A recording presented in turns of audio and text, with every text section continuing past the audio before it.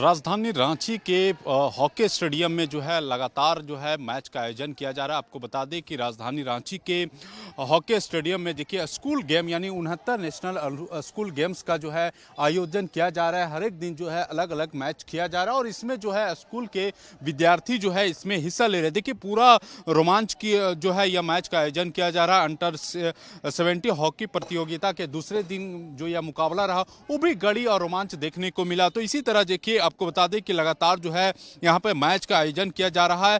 जी यह प्रतियोगिता 31 जनवरी तक जो है यह प्रतियोगिता चलेगा। मुकाबले में रांची के जयपाल सिंह मुंडा हॉकी स्टेडियम में खेला जा रहा है और हर एक दिन अगर बात करें तो अलग अलग राज्य के जो खिलाड़ी हैं वो इस प्रतियोगिता में हिस्सा ले रहे हैं। अगर कल की बात करें तो देखिए कल झारखंड ने चंडीगढ़ को 3-0 से जो है पराजित किया था, जबकि बालिका वर्ग ने गुजरात को 3-0 से शिकस्त देकर अपनी दावेदारी मजबूत की थी। देखिए प्रतियोगिता में देश भर से 63 टीम जो है हिस्सा ले रही है और हर एक दिन जो है अलग अलग मैच अलग अलग जो है जो राज्य के खिलाड़ी जो है इस मैच में हिस्सा ले रहे हैं। देखिए 69 नेशनल स्कूल्स गेम्स में जो है कई तरह के जो है मैचेस खेले जा रहे हैं और देखिए इस तरह का आयोजन से राजधानी रांची के जो युवा खिलाड़ी हैं उन्हें भी जो है देखने से कॉन्फिडेंस हाई होता है, सीखने को मौका मिलता है। तो देखिए कई राज्य के खिलाड़ी जो है लगातार इस मैच को खेल रहे हैं और विशेष तौर पर जब झारखंड में इस तरह मैच का आयोजन होता है तो जो युवा खिलाड़ी हैं